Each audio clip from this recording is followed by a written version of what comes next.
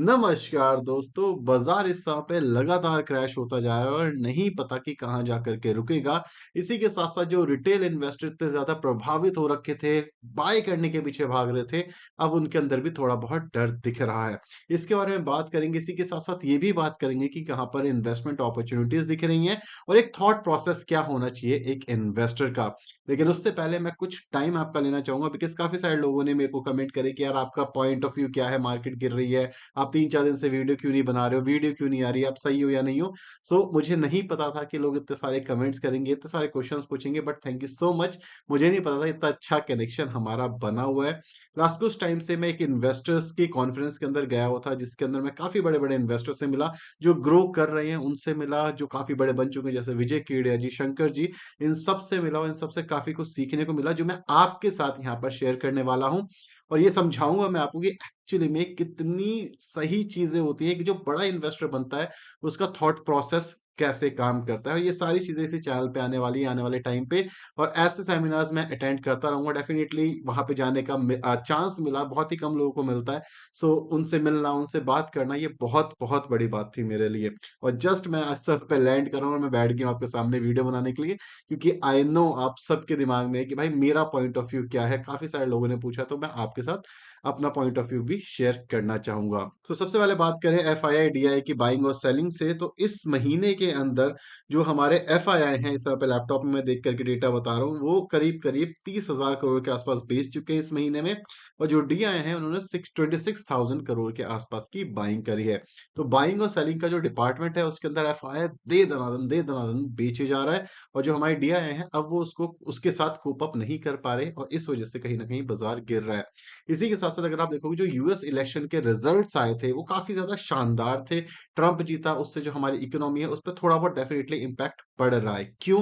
क्योंकि जो ट्रम्प है, उसने ग्रीन एनर्जी को लेकर के काफ़ी बोल्ड स्टेटमेंट दिए हैं, जिससे जो ग्रीन एनर्जी वाले स्टॉक थे, जो हमने इनिशियली डिस्कस भी किया था कि ट्रम्प के आने की वजह से किसको बेनिफिट होगा, किसको बेनिफिट नहीं होगा, वहाँ पे इम्पैक्ट आपको देखने को मिल रहा है कि भाई जो ग्रीन एनर्जी वाले स्टॉक्स थे, सेक्टर्स था, वहाँ पे इम्पैक्ट आ रहा है बिकॉज़ ट्रम्प बहुत ज़्यादा पॉजिटिव नहीं है। वो हमेशा ये फोकस करते हैं कि भाई सिर्फ़ और सिर्फ़ आपको ग्रोथ मिले, इकोनॉमी में कैसे बूस्ट हो। इसी के साथ-साथ जो इलॉन मस्क है, उनको भी एक बहुत मेजर रोल यूएस इकोनॉमी में निभाने को बोला गया है ट्रम्प की साइड से और आप सबको पता होगा कि इलॉन मस्क ने पूरी ताकत लगा दी थी कि भाई जो हमारे ट्रम्प भैया हैं, वो जीत करके आ जाएँ और फाइनली उनको उसका रिवॉर्ड मिल रहा है। टेस्ला के शेयर्स देखोगे लगातार ऊपर की साइड जा रहे हैं, ये रुकने का नाम ही नहीं ले रहे हैं। अब बात करते हैं इंडियन मार्केट की, तो अगर आप इंडियन मार्केट को देखोगे तो यहाँ पे एफआई की जो सेलिंग हो रही है, वो कहीं न कहीं वापस जा रही है इस समय पे यूएस के अंदर बिकॉज़ एक पॉजिटिव सेंटीमेंट बना है।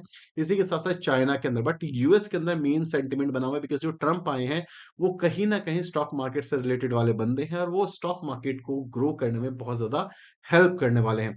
इसी के साथ-साथ अगर आप इंडियन इकोनॉमी को देखोगे तो जो रिसेंट रिजल्ट्स आए, बहुत ही ज़्यादा वाहियात रिजल्ट थे मैं तो ये बोलूँगा क्योंकि जो ग्रोथ हम एक्सपेक्ट कर रहे थे, वो ग्रोथ पूरी तरीके से मिसिंग दिखी है। एफएमसीजी सेक्टर कंज्यूमर सेक्टर ये एक डिफेंस सेक्टर है। आप किसी से भी पूछो, कोई भी बोलेगा जब मार्केट में बहुत ज़्यादा वोलेटाइल हो तो कहाँ पर इन्वेस्ट करें?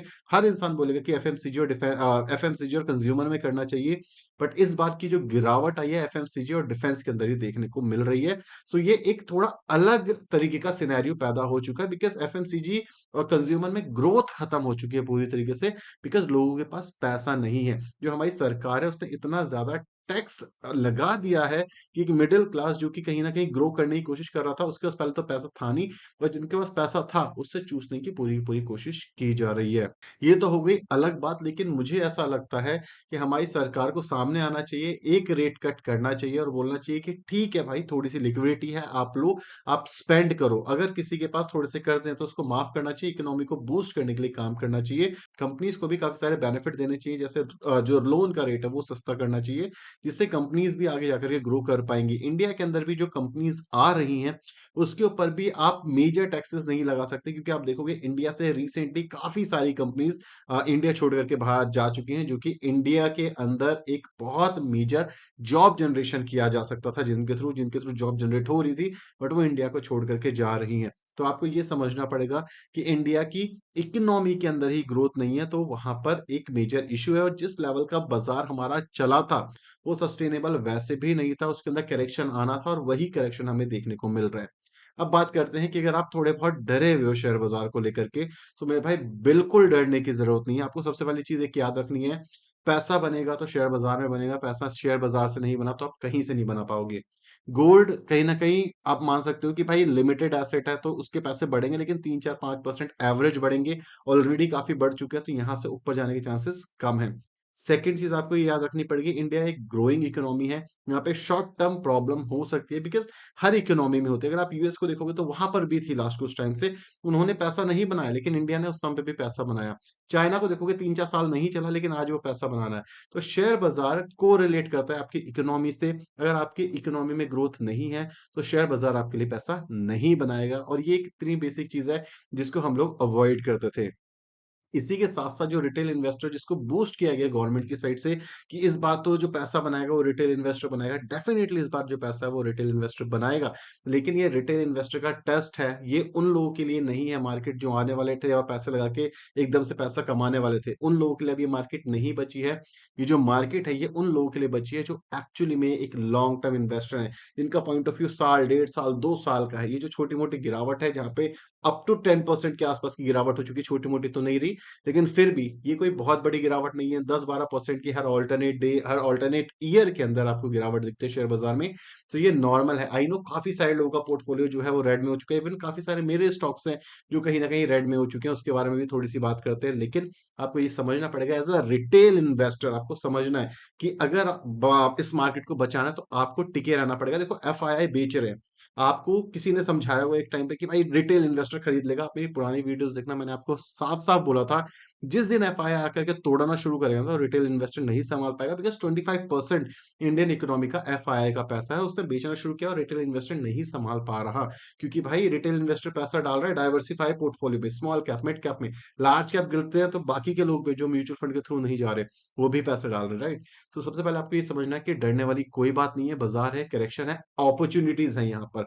अब कुछ अपॉर्च्युनिटीज़ की बात करते हैं, कुछ स्टॉक्स की बात करते हैं जिसके बारे में मैं काफ़ी बार बात कर चुका हूँ। जैसे होम फर्स्ट फाइनेंस हो गया। Home first finance all time high से करीब-करीब 10 से 12% 15% के करेक्शन में दिख रहा है। इवन मेरा जो पोर्टफोलियो है उसके अंदर भी वो रेड में आ चुका है। क्यों आ चुका है? बिकॉज़ मैंने अपसाइड एवरेज किया था धीरे-धीरे करके तो बाइंग एवरेज मेरी थोड़ी-सी ज़्यादा हो चुकी है। सो आज भी मैं बोलूँगा कि भाई जब हम इसको 600, 700, 800 रुपए पे खरीदने पे तैयार थे, सो आज की डेट के अंदर हमें उस प्राइस से मिल रहा है। जब हम इसको 1300 पे भी खरीदने के लिए तैयार थे, तो आज भी तैयार होना चाहिए। पैसा है यहाँ पे इन्वेस्ट करना चाहिए। बहुत शानदार स्टॉक है। बहुत शानदार इंडस्ट्री के अंदर काम कर रहा है। होम फर्स्ट फाइनेंस हो गया, आधार हाउसिंग फाइनेंस हो गया, बहुत ज़्यादा अच्छा। इसी के साथ-साथ आप देखोगे ब्रिटानिया एक एफएमसीजी स्टॉक बहुत अच्छे तरीके से काम कर रहा है। ब्लू स्टार आप इसको देख सकते हो अच्छे स्टॉक्स इस समय पे सस्ते प्राइस पे मिल रहे हैं। इसी के साथ-साथ अगर आपको देखना है तो आप कोटक महिंद्रा बैंक देख सकते हो। मतलब टू बिग टू फेल वाली कंपनियाँ आई हैं। टीसीएस देख सकते हो, वहाँ पे अपॉर्च्युनिटी है। पर्सिस्टेंट सिस्टम, कोफोर्ज अच्छी ग्रोथ अपॉर्च्युनिटी है। म्यूचुअल फंड की बात करें, बैंकिंग एक सॉलिड सेक्टर है और इंडिया अगर चलेगा तो सबसे पहले एफआई का पैसा बैंकिंग में ही आने वाला है। ये टाइम वो है जहाँ पे एफआई तोड़ रहा है आपको, ठीक है? तो ये अपॉर्च्युनिटी किसके लिए है? बैंकिंग के लिए, एफएमसीजी के लिए, कंज्यूमर के लिए। आप ये इस तरीके से सोचो, हमारे पास 140 करोड़ की जनता है और 140 करोड़ की जो जनता है वो कंज्यूम करना चाहती है, मतलब वो पैसा खर्च करना चाहती है। तो कौन से सेक्टर्स हैं जहाँ पे पैसा सबसे ज़्यादा बन सकता है? सबसे ज़्यादा लोन रेट हमारे देश में बढ़ चुका है।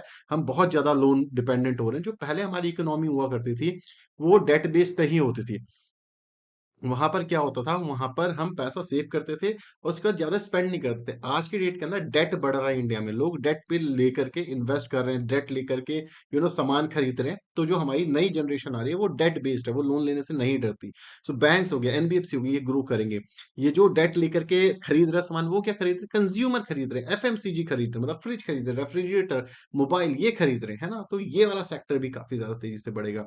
तो ये ऐसे सेक्टर हैं जहाँ पे अपॉर्च्युनिटीज़ आपको दोबारा मिल रही हैं। जो 2021 में एक टाइम पे मिली थी, वो अपॉर्च्युनिटी वापस आपके पास आ रही है ताकि आप उसके अंदर खरीदो, उसके अंदर इन्वेस्ट करो और अपना पैसा बनाओ। तो भाई सबसे इम्पोर्टेंट चीज़ क्या है? बाज़ार में गिरावट है, बाज़ार से नहीं डरना है। क्योंकि हम बाज़ार में आए नहीं है कि भाई 6 महीने, 7 महीने के लिए हैं, राइट? हमने इनिशियली अगर आप मेरी लास्ट की सिर्फ़ 1 महीने की वीडियो देखो अक्टूबर 1 से जब बाज़ार गिरा नहीं था। मैं आपको ये नहीं कह रहा मैंने प्रेडिक्ट किया था, लेकिन तब बाज़ार गिरा नहीं था। आप जाकर के मेरी वीडियो देखो, मैंने बोला था कि भाई दिसंबर तक ये सिचुएशन चलेगी ऐसे, क्योंकि दिसंबर तक सिचुएशन ऐसी ही रहने वाली है, क्योंकि इस क्वार्टर के रिज़ल्ट नहीं आ रहे थे अच्छे, ठीक है? तो इस वजह से ये गिरावट आपको देखने को मिल रही है। अक्टूबर जा चुका है, नवंबर और दिसंबर 2 महीने और हैं, हमें इस चीज़ से स्ट्रगल करना पड़ेगा और मोस्ट प्रोबेबली आरबीआई जब रेट कट करेगा, तो हमारी इकोनॉमी को थोड़ा-सा बूस्ट मिलेगा, थोड़ा-सा रिलैक्सेशन मिलेगा और जो बैंक्स है ना, वो रॉकेट बनना शुरू हो जाएँगे आरबीआई के रेट कट के बाद। 1 और 2 क्वार्टर आपको वेट करना चाहिए, उसके बाद उनके रेवेन्यूज़ वापस से टॉप नॉच हो जाएँगे। और इकोनॉमी में क्यों परेशानी है, ये भी अगर आपको समझना है तो बहुत आसान है। आपको सिर्फ और सिर्फ अपने प्रोविजंस के नंबर देखने हैं। देखो बैंक्स में प्रोविजन के नंबर बढ़ रहे हैं, एनपीए बढ़ रहे हैं, मतलब लोग लोन ले रहे हैं लेकिन रीपे नहीं कर पा रहे। तो पहली चीज़ ये, इससे इकोनॉमी आपको पता चल जाएगी कि लोग वापस नहीं कर पा रहे पैसा अपना।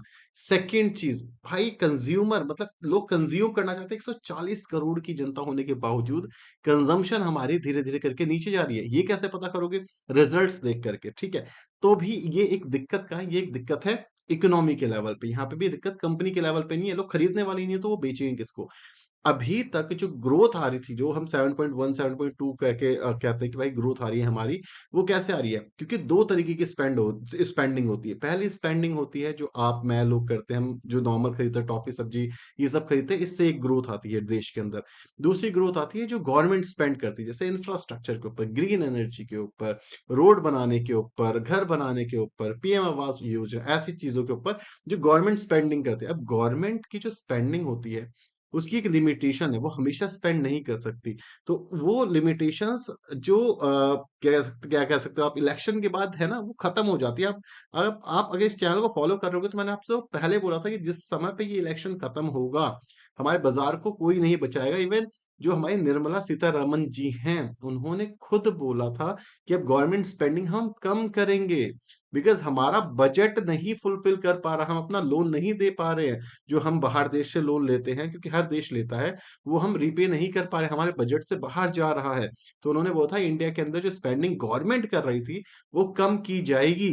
आज के नहीं, ये बहुत पुरानी न्यूज़ है, करीब-करीब 6-7 महीने हो चुके हैं। इस चैनल को फॉलो कर रहे होगे आप, तो आपको पता होगा।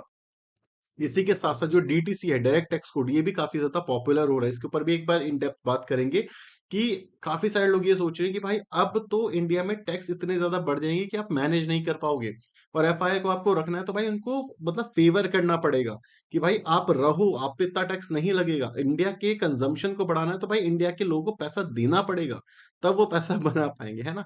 तो ये कुछ मेजर प्रॉब्लम है जो हमारे देश के साथ इस समय पे चल रही है। इसको डिस्काउंट करने में मार्केट को थोड़ा टाइम लग सकता है, तो मैं बस ये बोलूँगा, अगर आप एक रिटेल इन्वेस्टर हो, तो बिलीव करो इंडिया के ऊपर, बिलीव करो, क्यों इन्वेस्ट करना शुरू किया था, बैक टू स्क्वायर वन जाओ और समझने की कोशिश करो कि ये ग्रोथ वाला एरिया है।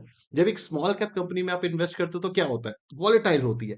जब एक ग्रोइंग देश में आप इन्वेस्ट करते हो तो वॉलेटाइल होती है। कभी वो बहुत ज़्यादा ग्रो कर जाएगा, कभी वो कम ग्रो करेगा, है ना? तो ये दोनों चीज़ें आपको समझनी है। हमारा देश छोटा है अभी, बड़ा हो रहा है, इकोनॉमी के लेवल पे बड़ा होगा, ग्रो करेगा। हमारी 140 करोड़ की जनता अभी बड़ी हो रही है, यंग जनरेशन है। तो अगर आप 5-6 साल, 10 साल के लिए हो इंडिया के अंदर, तो आपका पैसा बनने से कोई नहीं रोक सकता। लेकिन ये गिरावट पार्ट ऑफ गेम है। तो आपको ये समझना पड़ेगा कि आप एक बहुत बड़ी पिक्चर के हीरो हो और ये पिक्चर आपकी है। आप पैसा बना लोगे, लेकिन आपको समझना पड़ेगा कि इकोनॉमी कैसे काम करती है। हमारे देश जो है वो किस तरीके से मोल्ड हो रहा है। और जब एक छोटा देश जैसे हमारा जैसा देश है, ठीक है, हम इतनी सारी इकोनॉमी है बट पर कैपिटा इनकम हमारी बड़ी नहीं है इस समय पे। अगर आप देखोगे तो जो पॉपुलेशन कम है उनकी पर कैपिटा इनकम काफ़ी ज़्यादा बड़ी है। उससे कंपेयर करोगे तो अभी हमारा देश छोटा है। मैं ओवरऑल उसकी बात नहीं कर रहा, मैं रियलिटी की बात कर रहा हूँ। आप प्लीज़ उस पे मत जाना कि भाई हम टॉप 4 लार्जेस्ट में आ जाते हैं, 5 लार्जेस्ट में आ जाते हैं। इट्स फाइन, समझ रहे हो ना आप? क्योंकि वो कॉन्सेप्ट ही अलग है, उसको कैलकुलेट अलग तरीके से करते हैं, कंपाउंडिंग अलग होती है, ठीक है? उसको मैं किसी और वीडियो में बताऊँगा। बट रियलिटी ऑन ग्राउंड क्या है कि भाई 90-95% लोग रेगुलर सर्वाइवल क्राइसिस में जी रहे हैं इंडिया के अंदर, ठीक है? तो ये अभी ग्रो करेगा अगले 10 साल के अंदर, हमारी शायद लाइफ बदल जाए। तो अगला 10 साल इंडिया के लिए बहुत इंपॉर्टेंट है, तो इन्वेस्टेड रहो, अच्छे सेक्टर, अच्छी कंपनी में इन्वेस्टेड रहो, जहाँ पे रेवेन्यूज़ आ रहे हैं, वहाँ पे इन्वेस्टेड रहो। मैंने कुछ अच्छे ऑप्शंस आपको बताए हैं, जहाँ पे आप एसआईपी कर सकते हो, जहाँ पे मैं खुद भी एसआईपी कर रहा हूँ। डरना जायज़ है, परेशान होना जायज़ है। कोई दिक्कत नहीं है। मार्केट क्रैश है, पैसा लगाया है, तो आप थोड़ा बहुत परेशान होंगे, लेकिन स्टोरी याद रखनी है। आपने क्यों इन्वेस्ट करना शुरू किया, ये याद रखना। अगर ये याद है, तो भाई आप इससे भी निकल जाओगे। इसके साथ-साथ अभी डीस इसी के साथ-साथ अब वीडियोज़ जो है वो थोड़ी रेगुलर आना शुरू हो जाएँगी, बिकॉज़ मैं वापस आ चुका हूँ। जो भी मैंने नया सीखा है, वो मैं आप सबके साथ शेयर करूँगा और आई होप आपको चीज़ें पसंद आएँगी। चीज़ें धीरे-धीरे करके चेंज हो रही है। आई होप आप ये चीज़ें देख पा रहे होंगे। So thank you so much for watching this video. अगर वीडियो पसंद आई है तो प्लीज़ इस वीडियो को लाइक और चैनल को सब्सक्राइब करना बिल्कुल मत भूलना। Tata, bye-bye, signing off.